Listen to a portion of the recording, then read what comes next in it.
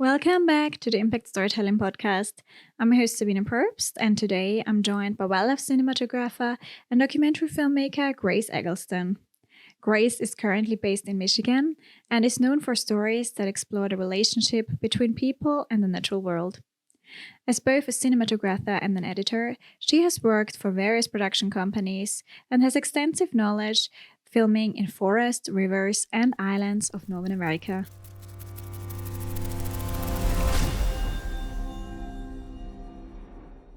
Grace, welcome. I'm happy to share your work and experience with our audience today. So let's dive right in. To start, what inspired you to pursue a career in wildlife cinematography and documentary filmmaking? Yeah, so I grew up kind of rural in Michigan on a little lake, and there was just a ton of wildlife around. And I really can't remember who gave me my first camera, but I was doing wildlife photography since I was a little kid and taking pictures of like frogs and I don't know, we had like herons and swans and stuff on this little tiny little lake. It was glorified puddle, honestly. But yeah, it was fun. I just kind of grew up like rural, playing in the muck and taking pictures of animals, and ended up going to college for like written communication and nonprofit management. I wanted to study environmental science, but I have never been very good at math. And so that was kind of I was like, you know what? When I went to college, I really thought about it and I was like, I know I can do it if I really apply myself, but I feel like doing chemistry and all that at that level was just kind of working against the way my brain is. So I studied communications and started working at like environmental nonprofits and stuff. So it kind of came in that way, and then ended up going to grad school for film. And that's how I got more like, I guess, formal camera training because I hadn't really done video before that. So yeah. So, what kind of work did you do at the organizations? So let's see. In college, I worked at there's an outdoor recreation nonprofit called Venture Outdoors. I went to school in Pittsburgh, at the University of Pittsburgh, and so they had a nonprofit that was like it got kids outside learning like how to read compasses and build teepees and go kayaking on the rivers and stuff. And I was doing like social media and photography for that. And then I also was lucky enough to get an internship at the World Wildlife Fund in DC, which is how I figured out that DC could be a cool move because I spent a summer there. It kind of like as a internal communications intern I was helping with like grant, not grant writing, but writing the annual report kind of thing as an intern. So, and then I also worked at the National Aviary is in Pittsburgh. So I worked there for a bit taking photos. They had like a baby sloth and penguins and stuff. So I was helping with the marketing for them too. So yeah, lots of stuff. And for those considering a career in natural history filmmaking, many know about the MA in wildlife filmmaking at the University west of England, or the program at Salford University in Bristol, as Bristol is a hub for this field. However, there are also other programs like the MFA in Science and Natural History Filmmaking at Montana State University, the MA in Natural History Filmmaking at Otago University in New Zealand, and the MFA at the Center of Environmental Filmmaking at American University in Washington, D.C., which you attended. How was your experience studying this program? Yeah, the program at American University was a really great decision for me. It came at like a really good time for me because I didn't have like, again, I did straight photography before coming into grad school. So it was kind of like a crapshoot if I would like doing video or not. And I committed, they have like an MA version, master's version that takes like about 9 months if you do it full time. And then they have an MFA version that takes up to like 3 years usually. And I started off in the shorter version, and I was like, if I don't like it, I'll end up with a master's degree. And if I do like it, I can go in that direction. And I ended up transferring into the longer version because, like, immediately as soon as I got there, because I loved it.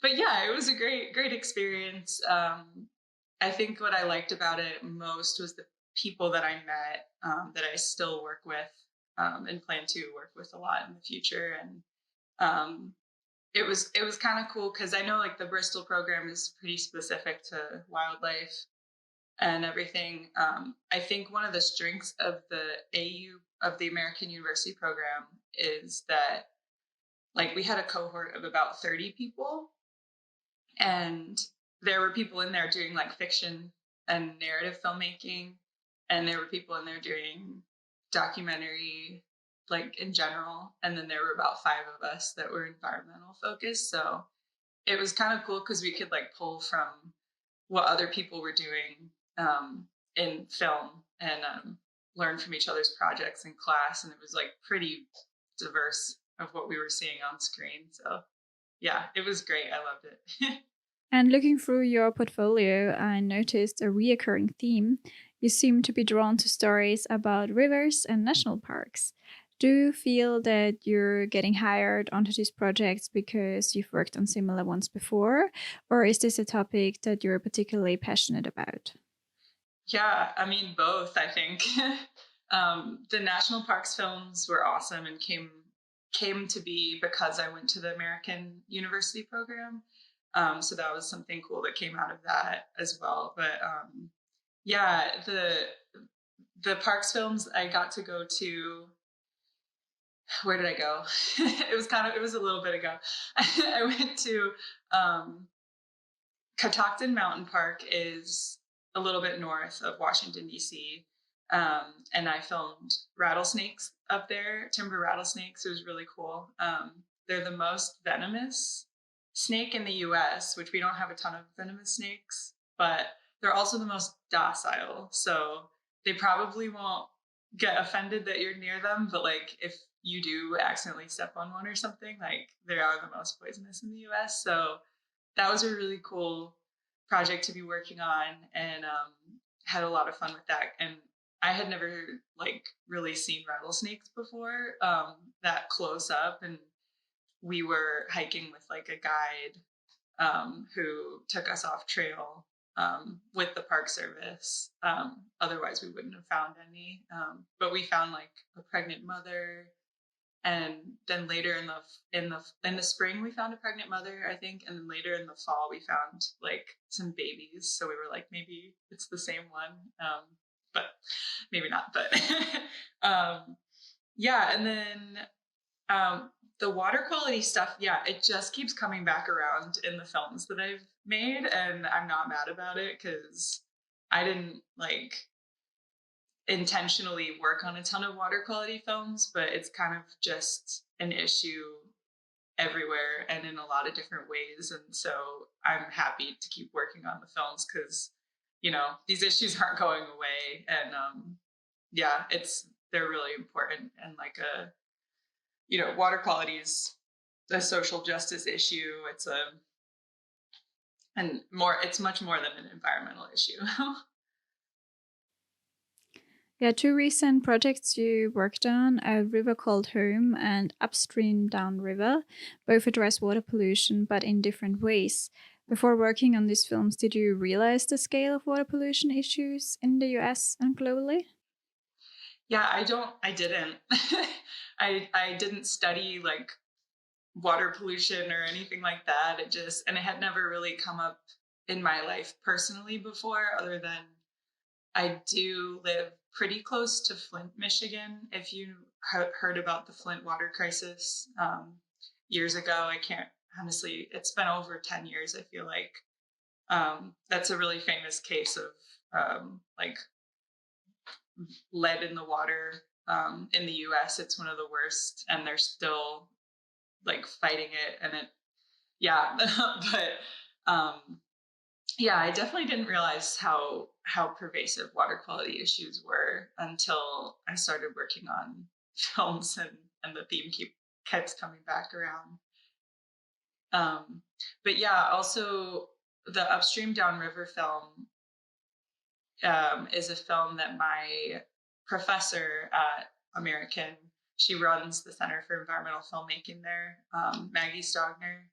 She has a 30-minute version of the film, and then she's expanding it.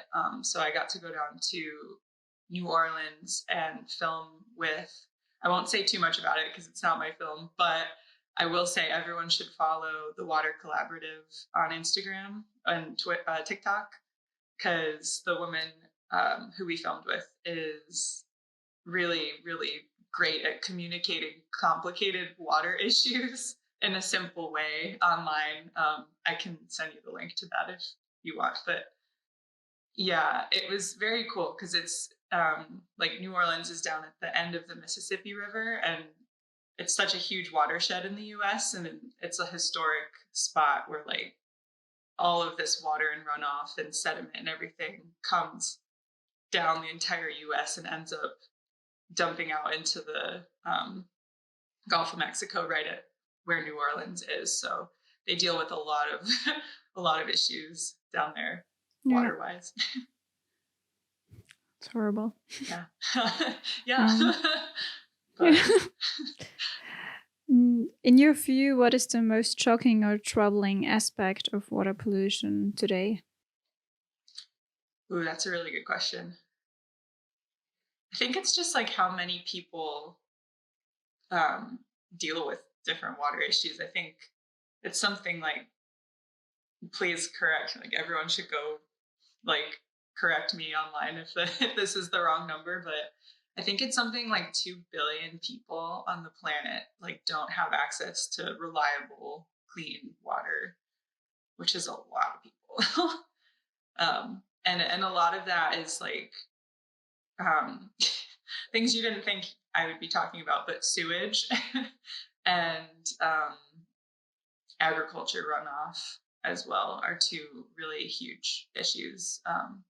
Because they're complicated because it's like infrastructure, and there's, you know, I worked on another film called After the Storm, pollution in the Potomac, when I was in grad school, and that one was about the combined sewage overflows. Do you know about those? Was that like what was showed in a river called Home? And was that where it then ran out into the river? Okay. Yeah, exactly. But yeah, so basically when it rains too much, the wastewater mixes with the rainwater and it goes into the river, which is an issue for people living downstream and for, you know, a lot of reasons. But it didn't, like, it started off as a good thing, like, and a step forward, because back in the day, like, it was just a way to get it away from the cities so that like people weren't getting diseases and getting sick from everything. But now like it doesn't obviously make sense. And I think over 700 cities in the US have this system still, because it's just like so expensive to overhaul it. So yeah, I mean, I think wastewater and then agriculture runoff are like two huge water quality issues for every country. Yeah. But also read that like from pharmaceutical products that go then into rivers, this is also a problem. And what's crazy to me also is that you often can't see the pollution in the rivers. You wouldn't think that there is something wrong if there are not like fish dying or something. Absolutely. Yeah, it's not necessarily a sign of a healthy river if it is clear water. And yeah, it can be, but it's not always the case.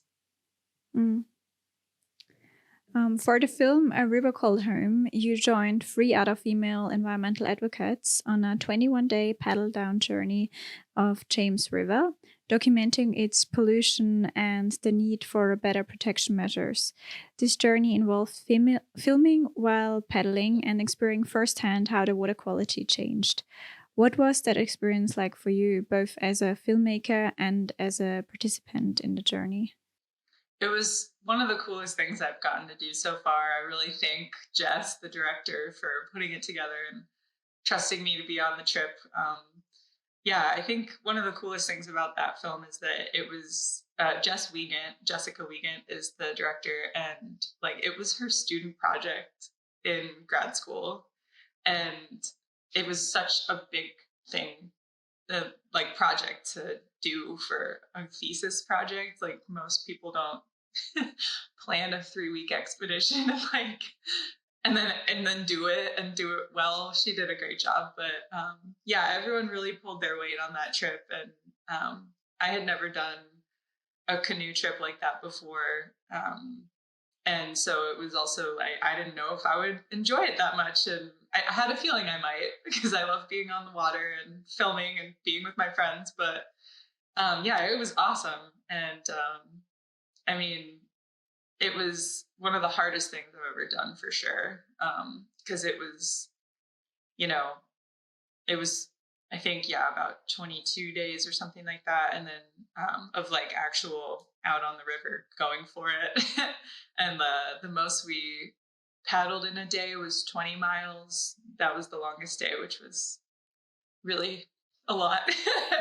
But Sounds long, yeah. yeah, How it many was hours amazing. were you underwater? What's that? How many hours were you underwater on that day? Oh my gosh. I mean, probably like maybe 8 hours or something. Jess did a really good job of, since she is a filmmaker as well, she did a really good job of like giving us time to like, not every day was 20 miles because she knew we had to film and stuff too. So that day we were like, we had to make progress that day. So we were not able to film as much, but we were paddling the whole time. Yeah, it was, she's going to laugh if she sees me talking about that 20-mile day, but yeah. It was really cool though. And yeah, I'm really grateful for it. I know you also made a film about like female expedition too. I watched it, by the way. It was awesome. Iceland. Yeah, did you like it? Yeah. Oh, I loved it. Good. I loved it so much. Everybody go watch it. Water and ice, right? You know what I was wondering with the film, the canoe film, how you sometimes filmed like both canoes, I think. Who did film that? Did you leave a tripod and then you came back? Or how did you do that? That's a great question. There's some shots in there where I let them, they left me on shore, and you might notice if you look really hard that I'm not in the boats because I had them paddle away and then come back and get me, and I would film them leaving. And then we did have one person come help us at the end when we finished and ended in the Chesapeake Bay. I guess I should give a little background on what the film is maybe, but we basically paddled. The James River is the longest like fully contained in one state river or something. It has some like fancy title to it, but it's a really historic river in the US. It's where Jamestown is, which is like one of the first settlements of the colonists when they came over and stuff. But we paddled the whole thing. So it took 3 weeks, and we tested water quality all the way down. And so Beth was another person on the trip, and she is a filmmaker and also has an environmental science background. And so she was doing the water testing. And then we were sending the samples off to a high school class in Richmond, which is also located on the river. And they were testing for different things and reporting back what they found. And we sort of made like a collaborative process and a collaborative film with them. Their teacher was filming them in the classroom, testing the water and stuff. And it was also during COVID. So it kind of gave the kids, I think we agreed as a team that the coolest thing to see was that it gave the kids a reason to like meet in person for the first time, because it was during like the COVID lockdown, and they did a lot of it over Zoom. And then at the end, they got to meet in person, and like, I mean, they were like high school freshmen that had been online the entire year, and then they met in person because of this project. And that really was, I think, the coolest thing for me at least. And yeah, I think I lost the question you asked me, but well, let's just watch the trailer, and then I'm going to ask some more questions. So now the viewers can get an even better understanding of what the film is about.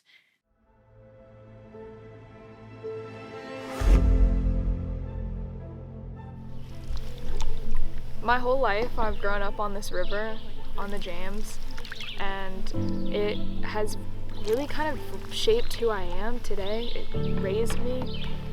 Billions of gallons of raw sewage and stormwater runoff flows into the James when it rains. On the James River this weekend, if you jump in or expose yourself to the water, you may just get sick. Are swimming in the James River and Tuckahoe Creek that's been contaminated with 300,000 gallons of raw sewage. I did not see any advisory signs out along where these fishermen were fishing, even though the Virginia Department of Health says they put out many advisory signs along the James River. We're gonna be on the James River for about 350 miles until we reach the Chesapeake Bay. Okay. And that'll be Days from now. in 21 days. Okay.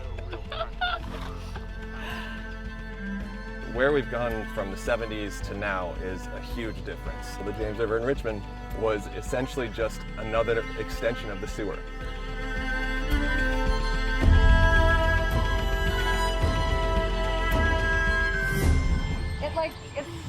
It's like that. Solidifies. Where is that from? It's from my school, from the tap. It's from your school? Tap, yeah. These kids have lived on the James River most of their life. Because Jess and her team can't drag a lab along behind them, my students are helping to assess water quality.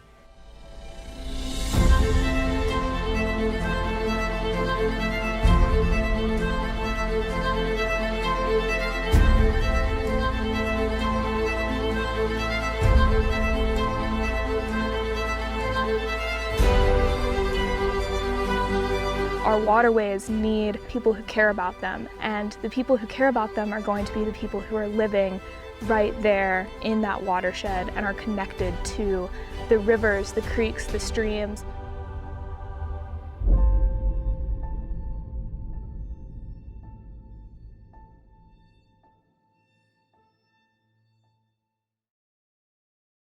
Soon it's already out. It's out, yeah. Everyone can go and watch it. Where can they watch it? I think on PBS Online I watched it. Yeah, And we can also put the link. Yeah, it's on PBS, I think, for a year total. It might be Okay. like halfway through that, so maybe, yeah, I can double check with Jess, but yeah. Okay, yeah. I will put a link in the description then. Cool. What I was really shocked about is when the student showed that water sample totally brown and said it came from the tap of their school. Yeah. We were what did very you think shocked. about that? We were really shocked about that too, and we followed up with them about that a few times, and the school didn't really have an answer to that. So. Okay. But do students normally drink the tap water there, or does everyone in that area has to drink bottled water? No, yeah, they drink it. It's just like the students were saying that they like have to run the tap for a few minutes until it looks clear, and then they use it. I'm not sure if that was coming from like the drinking fountain or maybe the sinks in the science room or something. But yeah, we were shocked by that for sure. That was not cool. Yeah. Adventure films like that, I feel like often feature male protagonists. What was it like to make a film like this with a team of women? It was amazing. It was everything. It was really cool. And I don't think when we were making it, we were thinking about that too much, because we were just like, this is what we do. Let's go do it, you know? But then after the fact, people at screenings and stuff were definitely commenting that it was really nice to see and how cool it was. And we had a couple parents, again, from the high school that we collaborated with that I think one of the parents made a point to email us like months later after we met up with the students and filmed, and said that because of the project, her daughter was going to go study environmental science at college, and she wrote an essay about working with our team and the fact that we were all women and stuff. So it's just, like it makes a difference whether you're like thinking about it or not for maybe especially some younger people. Yeah, it was cool. That's really it was cool. awesome. Probably similar to you again doing the water and ice Yeah, too, of right? course. Yeah, but I actually before that I said I want to make a film with just women in front of the camera and behind, like all the team is just allowed to be women, because the only films I've seen like were people were doing like adventure sports in Iceland were either men, or I found another one which was professional athletes, and I wanted to show that women with normal lives that are not professional athletes but are passionate about something can also do this. I mean, we had I found all the women on Instagram. I actually didn't know any of them before. Really? Oh, that's amazing. Yeah. I wanted to make this film. I found some people on Instagram and asked around, and I met them for the first time in Iceland when we got there. It was 2021, also during my master's degree. Yeah. We were, with two of them, I was for 1 week in quarantine with Julia from Germany and Claudina from Poland. And then two of them were from Iceland and one was from Spain. And then we got together in two vans and drove around Iceland for a week, and I filmed all of it. That's amazing. I was diving with them, surfing, snowboarding, although I did not snowboard, I just filmed them. But yeah, we slept in these vans at like minus 13 degrees, I think, Celsius. Oh my God. That's hardcore. Yeah. Afterwards we also got a lot of really nice responses, like over Instagram, telling us, hey, I wanted to be a filmmaker, but I didn't think that was really something for me, and now I'm gonna do it. Or I was only always waiting for my boyfriend to come back from surfing, but I didn't go myself. Now I want to go. So it's nice. Yeah, that's awesome. I loved the diversity of sports in your film. Also, that was really cool to see. I was like, ooh, what's going to be next? I was like, oh my God, they're diving now? This is so cool. Yeah. But yeah, I mean, I think something that I also loved about yours was like, just showing like the feminine energy in the adventure space. Like you can go outside and do whatever you want, like, and have like a more, I don't know, whatever your personality is, it doesn't matter. You can go do what you want outside. You don't have to be like doing backflips and like, you know, being like hardcore, like breaking record. You can just go dive and like look at the seaweed and like that can, you know, or you can go be a woman and do backflips and be crazy. Just whatever you want. Do what you want. Like, I feel like for me growing up, I never thought like I couldn't do something. I did not think of like that one gender can do something and the other one not, because I was just not raised like that. And just getting older, I realized more and more that there are actually like some people think that only those people can do it and the others not, and that that women and men not always get the same opportunities. And once I realized that, then I was like, okay, I want to do something that maybe empowers more women. That's amazing. And it's important, like we're in the communication space, you know, like we're well placed to show it on screen for people that aren't experiencing it in their day to day, you know. I think through the like wildlife camera woman community and Jackson Wild and all of that, like we're surrounded by so many badass women that are doing crazy cool things all the time. And I don't know, it's important to share with like people that are outside the industry too, I think. But well, talking with one crazy cool woman, how did you film the canoe sequences? I guess there were some challenges filming in a boat. What kind of equipment did you use, and how did you manage to keep it safe and accessible in the water? I can show a picture here where we can see you with the camera gear. What camera did you use here? How did you store it when you didn't use it? How did you make sure it doesn't get wet? Totally. It was all a huge learning experience. I'd filmed on boats, but not something as small as a canoe, and not like living out of the canoe also. It's like, you know, everything had to be like specifically like in its place in the canoe. And so I filmed, we tried to keep the gear as small as possible.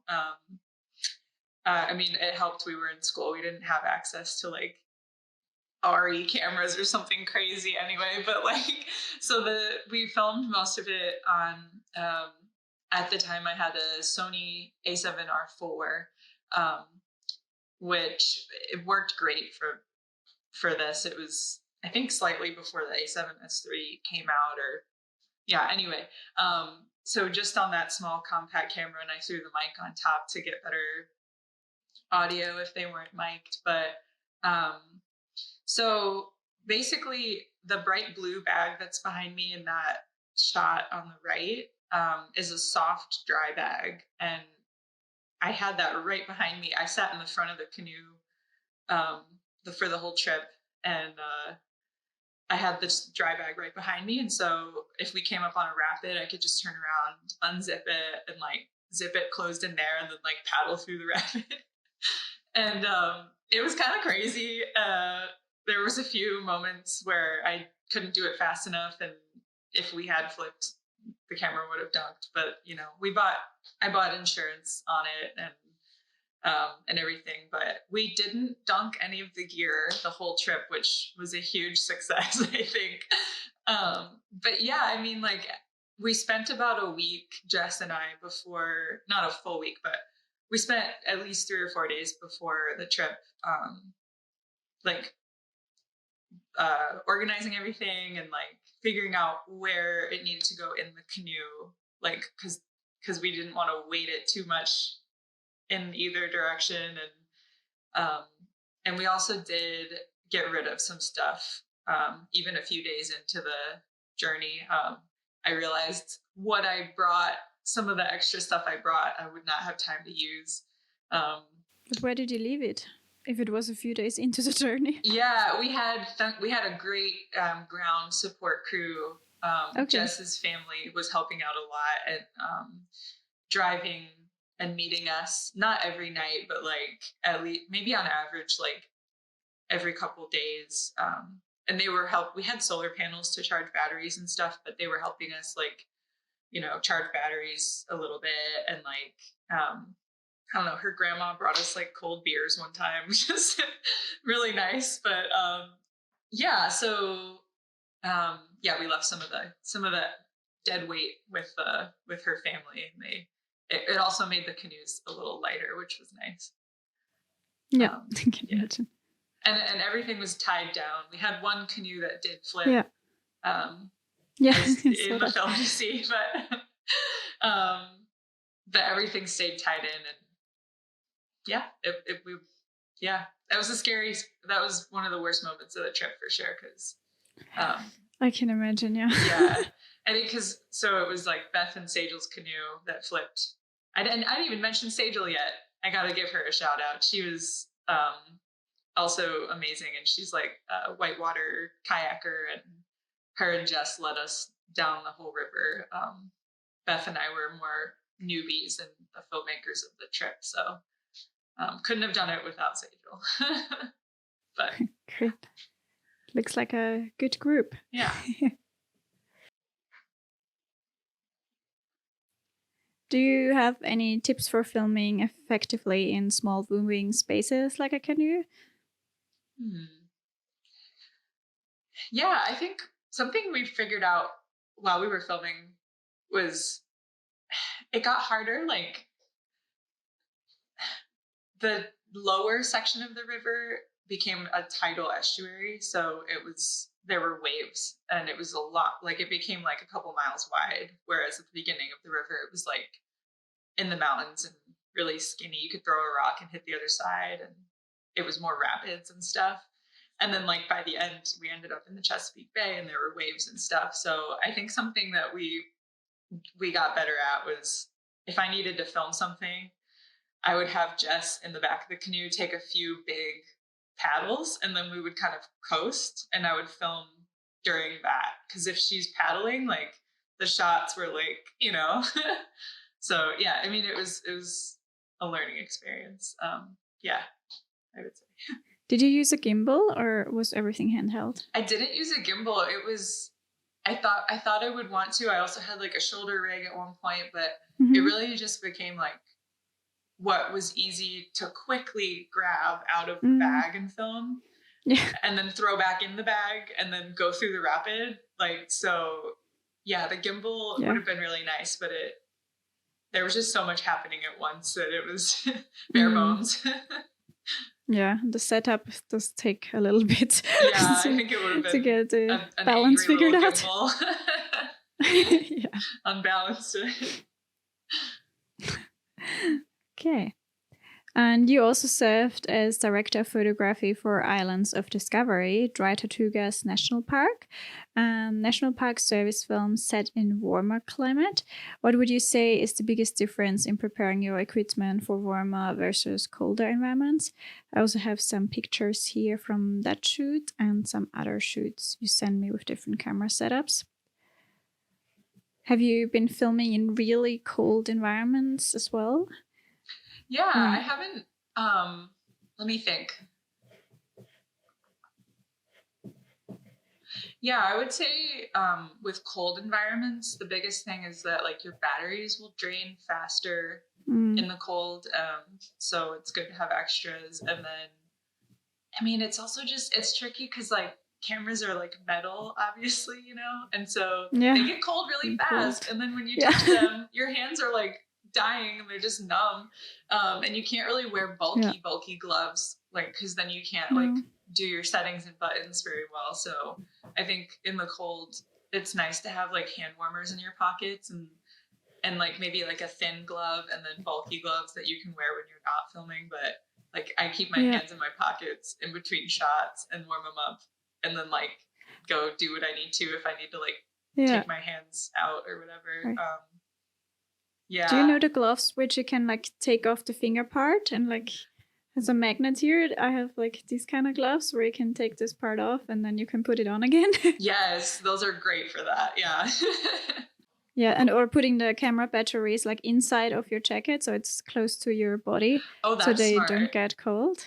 Oh, I'm because if you have that. them in your backpack, they also still get cold and drain. So everything like battery stuff, put it inside of your jacket so it keeps warm. That's a good piece of advice.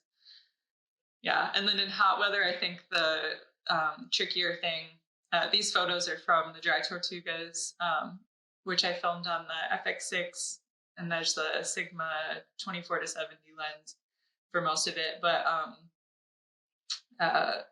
in the hot weather, it's really tricky. I'm sure a lot of people have experienced lens fog from the humidity, and especially if you're like in the air conditioning and then you go film outside, like, I mean, it can take up to like 30 minutes sometimes for your camera to defog. So a huge tip is just to try not to, you know, try to give your camera time before you have to film where it's like sitting out in the temperature that you're going to be filming in. Because yeah, it's tricky. Sometimes the fog is even like inside in between the elements of the lens a little bit, so you can't even like get to it. So yeah, I don't know, extra lenses, sometimes you just gotta swap it because something's not defogging. And yeah. But yeah, the Dry Tortugas film in these pictures, we got to take a seaplane out to the islands for the Park Service. The islands are at the end of the Florida Keys. Truly, like, I think something like 70 or 90 miles north of Cuba. So it's like pretty out there and one of the least visited parks in the US because it's remote and small and super unique. It was really cool. I have 2 more pictures here. What have you been filming there and where have you been there? Yeah, so these photos are from Florida again. I work a lot with Hyatt Mamoon, who I didn't even mention. She's in the other photo that you showed before, but she hosted the Dry Tortugas film that we made. So she's on camera, and she also edited and directed that film. And I work with her a lot. And she lives down in Miami, and so we've gone out and filmed for fun in Big Cypress National Preserve and in the Everglades, which is where these photos are from. And I just was showing, that you should. It was like lightly misting. It kind of felt like we were filming in a cloud because it's so humid down there. So I was trying to keep the camera a little bit drier. And then that tripod I love. It goes really close to the ground, which is really helpful with wildlife to get more eye level with tiny critters and stuff. Yeah, that's great. Where did you get to know Hyatt? Also in uni or outside? Yep, we met at American University in the grad program. So we've been working together for like 6 years now, probably. Yeah. Oh, cool. Amazing. Yeah, she's great. This film, as you just said, directed and presented by Hayat Mamoon, and Police Dive, directed by Teresa Caranti. Hope I said that right. Mm-hmm. Were both collaborative projects involving the Wildlife Camera Women group. You mentioned that working as a freelancer on independent documentaries with small teams is currently your favorite way of working. What do you especially enjoy about these kinds of collaborations? Oh my gosh, yeah, it's definitely my favorite way of working. I think I've worked on like larger stuff. I've worked on some like TV stuff. That's such a fancy word, but some television programming. And yeah, I don't know. I really enjoy working on like the small team indie films that I've gotten to work on the past few years have just been my favorite. And the Wildlife Camerawoman community, like I went to a workshop in Seattle that they had a couple years ago and met some people from the group in person for the first time. And from that, I think I've worked with, I don't know, at least 5 women from the group on their projects. And I just love being pulled onto, I love making my own stuff, but I just as much love being on other people's projects.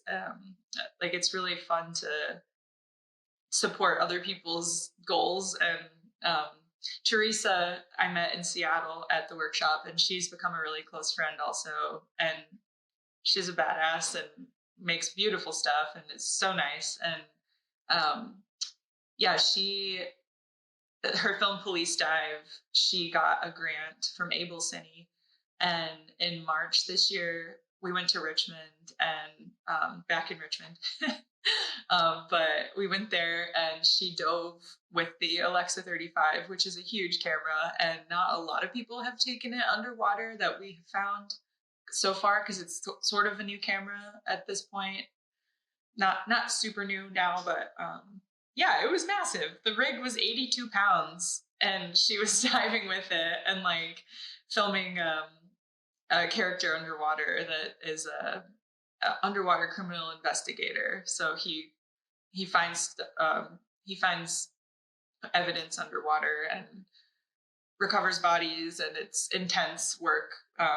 And she went and dove with him, and I was assistant camera and drone operator on that one. And so I was helping out topside and then also doing like DIT media management for her, so that she could go sleep at night, because she was diving with this rig every day, you know?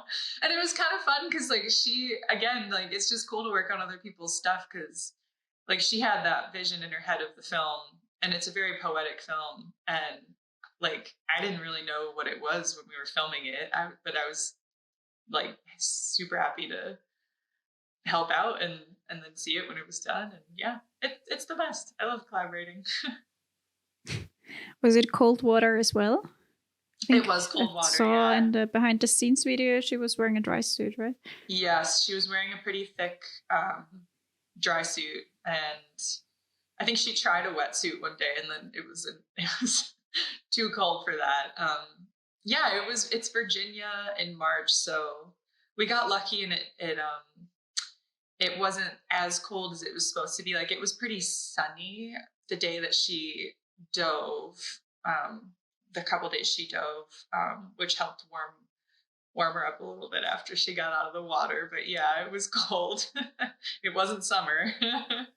Yeah, especially when you're underwater, like fully submerged. Yes. It's getting really cold. Yeah. And that film, I mean, it was really cool to see because like she had to do so much pre-planning for that with the guy that she was filming because the memory cards that go in the ARI are like, I mean, it's like 2 terabytes per card, but it films such huge files because of all the dynamic range in that camera that like it was when she was filming slow motion mostly underwater, and so it was only like 15 to 17 minutes of footage on each card, so she had to dive down, get what she needed filmed but not overshoot, because then you have to come all the way back up. It takes about maybe at least 45 minutes to like get the memory card out, swap it, and then you can only do so many dives per day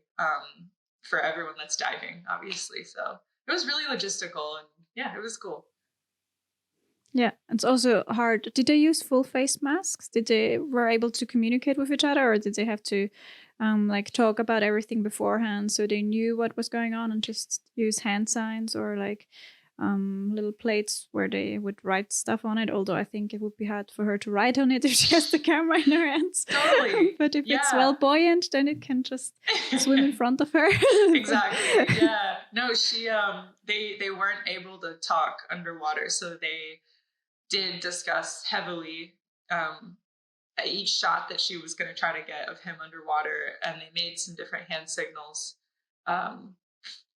to get the shots done and communicate underwater different things, because it was, I mean, that camera was huge. It was she was dealing with a lot, and we did also have luckily a safety diver on the shoot who was following Teresa around, making sure that her air levels were okay and everything, because she was, filming as well. So that was really cool. The safety diver was also a woman, and she was also a badass. So add it to the list. And as someone who works both as an editor and cinematographer, do you find that knowing both roles help you in the work? For example, when filming, do you already think about how the footage will be used editing? For example, on this police dive film, when you were shooting the drone or a camera, did you already think, oh, how long will she need it? Or what she will need in order to edit it then, or whoever edited it? Yeah, definitely. I think it really helps to be able to do a little of both. Whether or not you like lean towards editing or shooting, they just inform each other really well.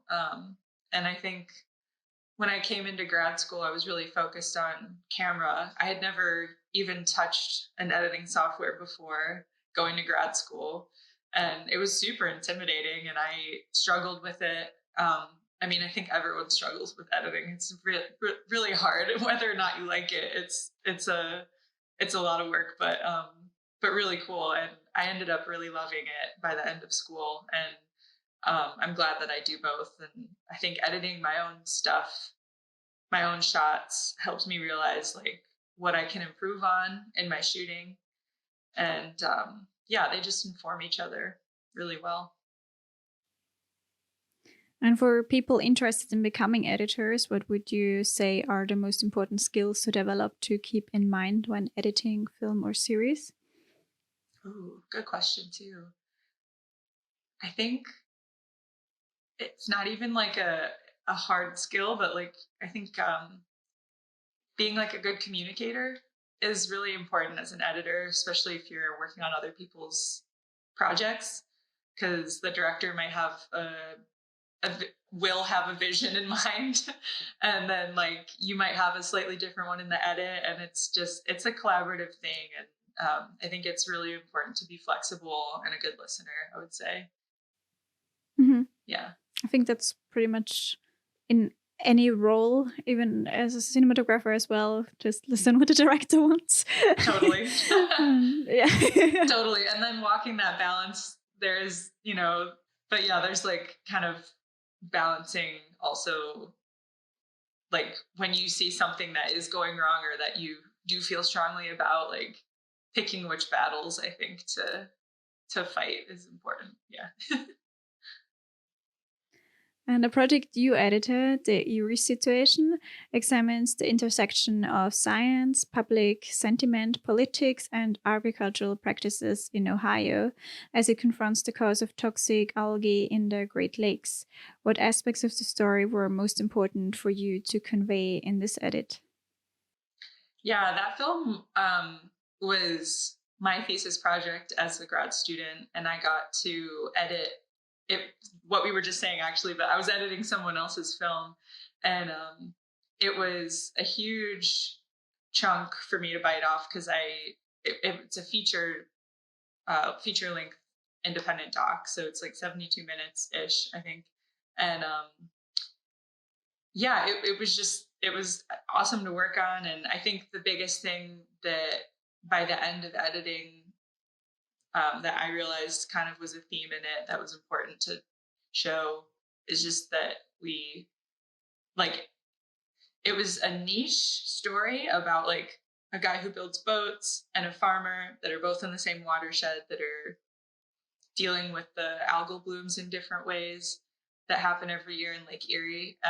And so it was character driven, and we were following two different guys, but like, I think overall it like speaks to a larger issue, the fact that the algal blooms are a global issue. And it was a niche story that was speaking to a much larger problem that's pervasive around everywhere.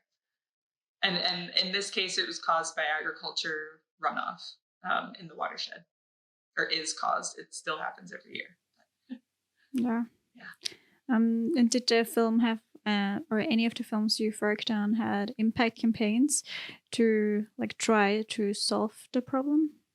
Yes, that film, that's a good question. I think the director for that, I don't know if I can speak to that as much as the director would be able to, but yeah, they did partner with a distribution company, and they made like an educational package that goes with the film now that I think you can use in schools and stuff. And it's very wrapped up. This is a very political issue too, probably everywhere, but in this location also, in this watershed, it's very political. And so, yeah. We met recently at Wildstone Festival, where budget constraints in the film industry were a common theme of discussion. Do you think it's particularly important in times like these to have multiple skill sets so that if one job isn't available, you can pivot to another? For example, your experience in camera work, drone operating, and editing. Yeah, definitely. I have done a ton of different types of jobs in the film industry over the past 5 years. And I mean, I'm still very new to the industry in my eyes, but I think it's important for myself, at least. It's been good to have different types of jobs. I worked as a production assistant on a bunch of not at all wildlife related things or environmental even. Like when I was living in DC, I was just kind of trying to get on sets. And so I was a production assistant on more commercial type stuff, some fiction films even. And then I started working on, there was a week that I did sports even. I was like literally like running hot dogs to the broadcast booth people in like a lacrosse stadium thing. And it's just like, I just really trying to get out there and try different things, see what, for that one, I realized I didn't care about sports enough to keep doing that. So that was helpful. And then I worked as an associate producer for about a year at a company in DC called Red Rock Films. And that was super informative because I worked on like pre-production through post-production stuff. So I was learning like deliverables, binders to networks, and like stock footage purchasing and revising scripts for the producers. And there's just, so much that goes into filmmaking. And I think, there's no, like, I think it's easy to feel like you need to like know exactly where you're going in the industry and like what your like driven goal is, which is amazing if you have that, but also like if you feel like you want to like check out other jobs in the industry, like do it. Like it all, again, they all inform one another. It's a collaborative thing. And yeah, I've been focusing on camera work the past 2 years, but I also edit and, you know, do other things to, you know, make it work, because it is an interesting time to have gotten into film for sure. Yeah. But we're making it work. Yeah. And I think it's really good to have experience in different fields of the film industry, because you are working with these people then, and it's good to know what they're doing. Like, if you can help someone else, then you know what they need, and it's, I think, an easier collaborative process. Totally. Especially if you want to go in directing, for example, as well. Definitely. Then you should know what everyone has to do. And probably can start as a director on a huge film from the beginning on. So you will need to work yourself up. And on your own productions, there's probably not that big of a team, but it's good to collect experience. Yeah, absolutely. It's helpful to know like what you're asking of people, and like what's realistic and what's kind of, you know, not realistic to ask of people. Yeah. And as I just mentioned, you also do drone work. What certifications or licenses are required to operate a drone for filming in the US? Yeah, I got my drone license a year and a half ago, I guess, which means I'll have to renew it in the spring, which is kind of crazy. But yeah, in the US, you have to get the FAA Part 107 license, which, I don't know, I think it took me like 3 or 4 weeks to study for that. I just bought a course online and it helped me a lot. And then I went to an airport and took the exam, and it's in the US. I don't know how other countries are, but in the US, it's just a written test. You don't have to like fly the drone in front of anyone. And then you have to renew it every 24 months to stay current. And I feel like flying a drone is like one skill, but then capturing cinematic footage with it is another. I've noticed many young drone pilots assume that because they have a drone flying license or they can fly, they're ready to produce high quality footage for film. However, in my experience, much of the drone footage I see works for like quick action videos like on YouTube, or like sports videos, but it doesn't meet the needs of cinematic storytelling. What advice would you give to aspiring drone pilots who want to create impactful film quality footage rather than just really fast moving, fast action kind of footage? Yeah, totally. There's a couple different styles of drone work, and the one that's become really popular and exciting to a lot of people is the FPV drones, the first person view. Yeah. And those are the super fast ones that they like shoot through tunnels and over mountains. Yeah, I mean, that also looks cool. It looks super cool. It's like a whole style for sure. And I have never done that. I think it'd be fun to try that for sure. But for the more cinematic stuff, it's, you know, I think the FPV drones, you're kind of in it, and you like, as a viewer, you know that it is a drone, and you're like looking at what you're seeing, but you're also like aware that it's a fast moving drone. Yeah, I think that's a style that you want to have it fast, but then I feel like often I see like normal drones that are just moving wildly just because they can. But it's not really cinematic, even though they are making it for a film. But it's maybe not really what was wanted. Yeah, I think it's important to like, and I'm still working on this for sure, but like slowing down your movements with the drone so that the viewer isn't taken out of what they're looking at. Like if you suddenly like the camera jerks up or to the side, or like goes faster and then slower, like then they're taken out of what they're looking at, and they're like, oh, it's someone's operating a drone, you know. Like so yeah, I think just slowing down, and something that my friend Leah Nides also is a drone op and a camera woman, and she and I were just talking about droning in mountains, and she has done that quite a bit, and she was recommending that like it's nice to get closer to a mountain feature when you're droning so that you can fly right past it and create more movement in the shot. Instead of just having all the mountains like way on the horizon and you're like, cool, mountains, like, but there's not much, like creating scale is sometimes hard, and getting closer to things can help with drone, because my first instinct too when I drone is like, let's shoot it all as high as it can go and like see what I can see. And then sometimes the coolest shots are like hovering right above the ground or like eye level through trees, or like just trying different angles, and trying not to shoot like the same thing every time, I think. Yeah.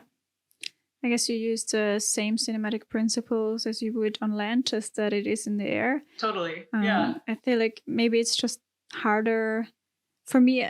I did fly a drone before, even though I don't have a license, because I had just like a what's it called, a selfie drone. Oh yeah, cool. That's awesome. But because it's so small, I sometimes couldn't see it or the connection would break. So I feel like there it's also hard to make good footage, even though I'm more like a slower flyer because I'm scared I would fly it into something.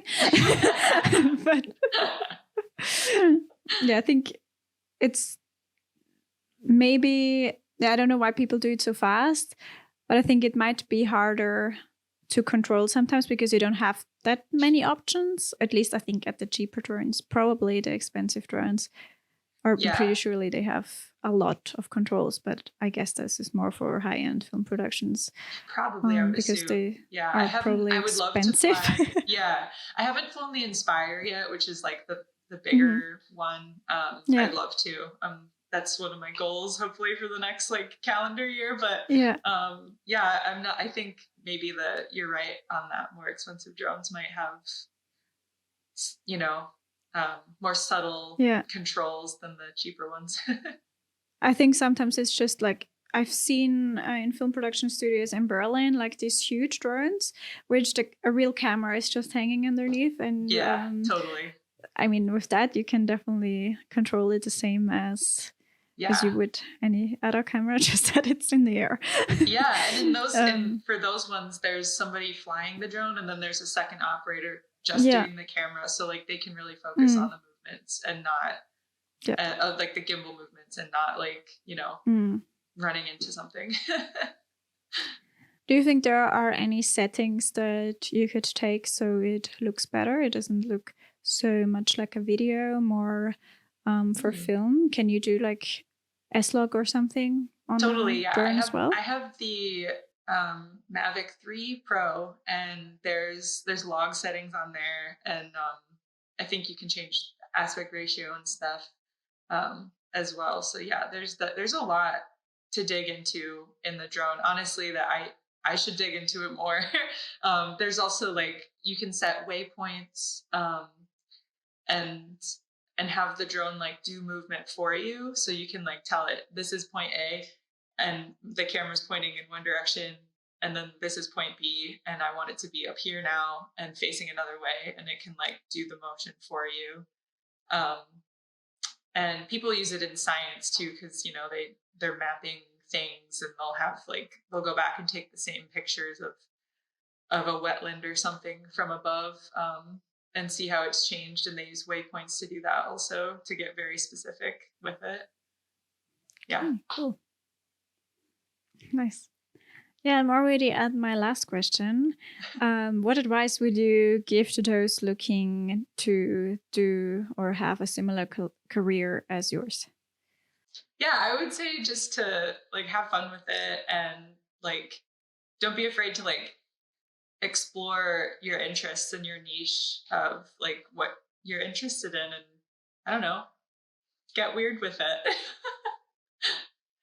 And also be fun and nice to work with, because I think that's been something that I've noticed on some shoots is like, if there's a problem with someone on set, it's usually not because of their quality of work. It's because of how they're like treating people, or showing up late, or just like be a cool person to work with, and I don't know, you'll make it, Thank you. Yeah. Well, thank you for that advice, and thank you for the whole talk. It was really interesting. Yeah, no, thank I you, hope Sabine. I'll talk with you soon again. Yeah, that'd be awesome. Thank you.